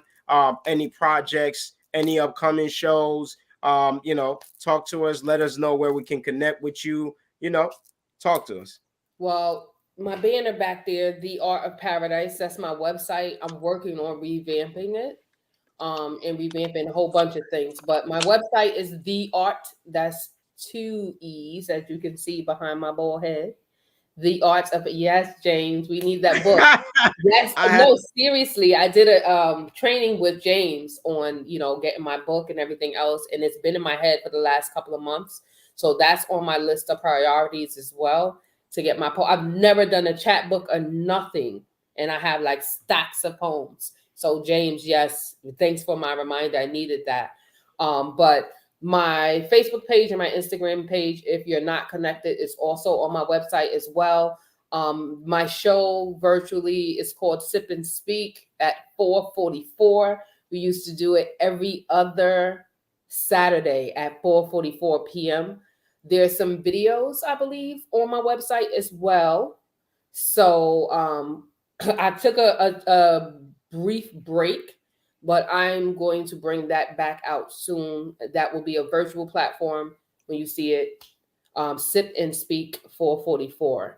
That's every other fourth Saturday. We don't have a date yet. And then I just recently started Healing Words. And that's going to be on every first Saturday at 11:11. Dates will come soon. I have been on hiatus. I feel like I'm in a season of revamping what I'm doing. But those are my two things. Catch me this Saturday in Atlantic City at the Atlantic City Poetry Festival. So it's free. If you're available, I say be there or be a whole square. James, I'll see you there. I believe I'll be doing poetry under his umbrella of When People Speak. Shout out to Amira Shabazz, who will also be in the building with When Women Speak. Shout out to Raymond Tyler, who's putting it together. I will be there on Saturday performing probably this poem at the Arts Garage in Atlantic City. So that's what I have coming up. Okay, dope. And social media, where can we find you? On Instagram and Facebook, and it's the same thing. Paradise Christy. My first name is spelled Crysty, which is a new poem in the making. It's going to be called Christy, so keep your ears out for that. Oh Crysty. man, the comment section is going a little wild. It's time to bounce back. Indeed. AC Poetry Festival. That's this Saturday, the 24th, 12 o'clock, the Arts Garage. And then yeah, so like I mentioned earlier, for those that are still on, please stay up to date with everything going on in New Jersey, on njpoetryevents.com, njpoetryevents.com. It's cool, sis. njpoetryevents.com, or follow NJ Poetry on Instagram for upcoming events, you know, and everything like that. For those that are not connected with me, connect with me. Let me take a second, however. Paradise, you've been truly amazing. Thank you. Yes. Thank you so much. I always like to be a blessing to those that are a blessing to us. So please, I know we always like to drop that IG. If you're already following her, that's great. Now it's time to drop that Cash App. Okay. Look, I come from the church culture. Okay, when somebody pour into you and bless you, then you definitely want to bless them back. So yeah, if you guys can, if you felt like you definitely have been blessed by this show tonight, you can definitely send something to my Cash App. You can send something to Paradise. What's your Cash App, sis? The Art of Paradise. That's 2 E's. TheEeArt. Funny. What's Hmm. say Wait. y'all all and the double E's, that's going Yes. on here. The Art. Yep. TheEeArtof. Paradise. The Art of Paradise. All Art right. stands for authentic, raw talent. Okay. Banner back there. Okay. Yes. So I'll drop it in the chat on the. It's already on the screen, sis. It's done. Oh, okay, Godsent. I see you moving and working and shaking. Thank you. I try to keep it going. I try to run a pretty productive show here. Honey said this was awesome. Honey and biscuits, real rap raw. Okay, Paradise, thank you for dropping in the comments. There you go. That's my website. So definitely send her some blessings before we log out. Thank you everybody that joined us tonight. It's been truly amazing. I do want to remind everybody that Ashley the poet that's on the screen right now, along with some really amazing D Black, they will be joining us for the next Poetry is My Release open mic showcase going on at the Hot Ballroom. On April 29th, we are closing out the National Poetry Month with a bang. And I hope everybody is able to be in the house. It's going to be bananas. It's going to be crazy. Like this, just look at this amazing lineup that we have right here. Featuring Rob Hilton as well as D Black. I mentioned Ashley is going to be on Ashley is going to be on the screen as well. I mean, I said on the screen in the show as well. We have LaShawn, we have the songstress, the amazing voice Cornella. My big brother Ish is in the building. For those that have not heard Ish step on the stage, this is a treat right here. Like this is a treat. This man is truly a headliner, and pretty much. And I had to use our connections to get him. This is kind of his coming out party as well, because Hish hasn't performed in a while. Just Maureen is in the building. Black Rider is in the building, and of course, my sister Kendi Naomi is definitely bringing their fire. Again, on the 29th of this month. You can find tickets on cryoutinc.ticketleak.com. I got everything ready. Oh man, I appreciate that, man. I'm coming to support all of you. Thank you. Hey, thank you. Fire lineup. I definitely forgot to put the link up for the people. But it's cool. Cry Out Inc. You can buy tickets, cryoutinc.ticketleak.com. If you follow me on Instagram, you can definitely find the link. It's gonna be crazy. It's really gonna be crazy. And like I said, my name is Godsent. I'm trying to take it to another level. Y'all feel me? This is not gonna be like any other show that you've definitely witnessed at the Hot Ballroom. I'm or Cry Out Showcase. I'm definitely doing things a little bit different for this showcase. It's gonna feel a lot different because we deserve better. we deserve nothing but the best. Like, you know, when we step on that stage. Plus, I've been around, you know, for a while. I've been around this poetry scene for a while, and y'all don't understand the collection of poets that I have right here, man. Y'all really don't understand. It's very different. Every single artist that's on there is dope. And I have more dope artists that I could throw on, but we got other shows we're gonna do. We can't put everybody in one show, you know.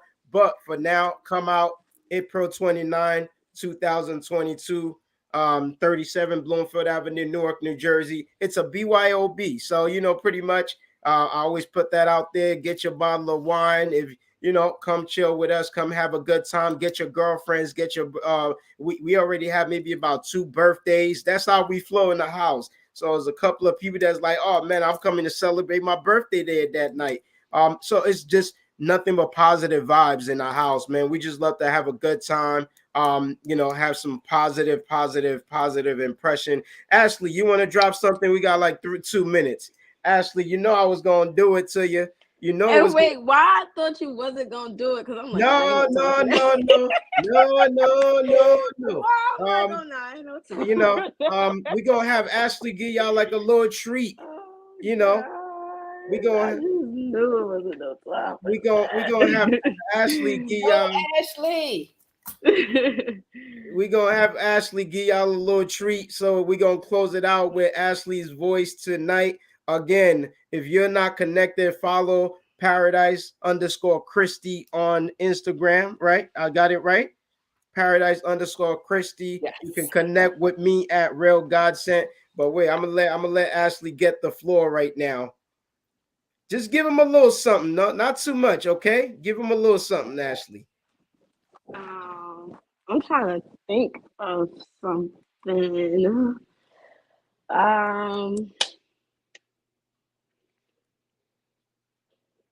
Okay, it's one. I have one. Forgive me if I forget it and stuff like that, because you're so on the spot. Let me shut the door because the clients are listening.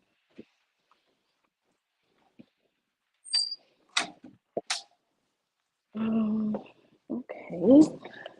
This one is called, this one is untitled. This poem is untitled. Some of my poetry, I try not to put a name on it, and this is one of them. But I'm praying God forgive me for the things I've done. I'm praying God forgive me for when I held that gun. I pulled the trigger to the man that was supposed to be my son. Don't take it literally, but getting my abortion really killed me. I don't want nothing more in this world but to have a little mini run around our little fancy saying, Mommy, can you give me some more money or some candy or whatever you got in me? I'm always thinking to myself, I should have been had a baby in me. I should have been playing with some footsies. I should have been had a little mini. But forget it. What's left of me, I'm going to live on to the fullest. I hope my God could hear this because I'm speaking on my realness. And that's it. That's it. That's becoming one of my like low-key like favorite poems these days. But that's untitled. Any poem that's untitled is still dear to my heart. And I don't really like releasing it to everybody. But, you know, you guys got it. You have to. You was going to say something? Go ahead, sis. You have to. And I was going to challenge you to that earlier, but we was moving along. So first of all, we definitely got to connect because I got a poem on the same spectrum that starts with the same stanza, God, serenity. But the ones that you have in a folder, in a book that you don't want to share, those are the ones that's going to heal you, but also heal the audience who receives it. There's so many people that need to hear that poem. You have to believe that. And earlier, when you were still kind of going through your lyrics in your poem, you mentioned when we first started, Godsent asked you where was you when you wrote this, and you said you was in a dark place. One thing I always try to get people to understand about me personally, it's painful to be the type of poet that I am. Anytime I write poetry, 9 times out of 10, I'm somewhere by myself. I'm crying. Nobody's around me. I'm like facing a wine bottle. I'm and then I just come back to it and I put it together in like a poetic form. So it be real dear to me because being a poet as young as I am, a lot of people are very quick to, leave their 2 cents, speak they, however they feel, or tell me how I should feel or how I should move about certain things. So even though I don't let it bother me, once, so many of them come, it adds up. So sometimes it's just like, you know what, I wrote this, it's dope, I already talked about it, I'm gonna keep that in a cut until I'm ready to really, because it's sensitive, and I'm very sensitive about my art, my work. So I don't know, some poems I can, bust down with no problem, some I can't. That's why Cry Out was such a all place to me. My first time performing at Cry Out, performing ever a poem that was memorized.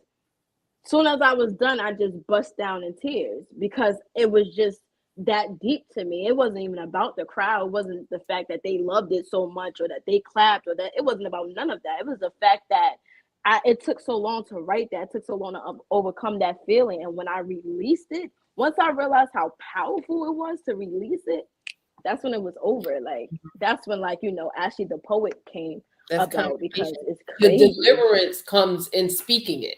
Writing it is one thing.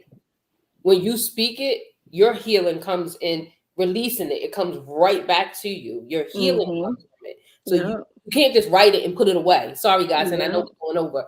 But your deliverance is in reciting it. And you got to have tunnel vision. We don't care what the people say. Don't look at their faces. Zone in on one thing. Because, true story, there was a girl that did not have an abortion because she heard my abortion poem. And her sister said, my sister was going to have an abortion. She did not, because she heard your poem. And I always say, if I can touch one person, and I believe you have the gift to touch many people. So it'll come. I'm gonna be talking to Ashley. I'm gonna be quiet. I just got this message that says, come on, where's the rest of the poem? Oh, leave me alone. But check this out, y'all. Check this out. The rest of the poem, Ashley is one of the features on the 29th. So if you definitely want to hear more of Ashley and the poem that she just dropped, make sure you come check us out on the 29th of this month. Okay, get out from behind the screen, get some of your friends, get a bottle of wine or two, and come enjoy. Yeah, this is an appetizer. That's all. Come get the actual meal. Okay, we ready to feed you. All right, this ain't nothing but an appetizer. Crazy. Come get that full meal on the 29th, April 29th, 2022 in Newark, New Jersey at the Heart Ballroom. Let's have a great time, y'all. It's really been a great night. Thank you, guys. Jason said, boo. Hey, Philly ain't that far, man. We come out the shows out there. Come on. That poem is kind of like, that was like the end of it, because that's the poem that goes into Lauryn Hill's song Zion. So that poem is a whole like masterpiece that I performed it once and I was like, you did it and it's done.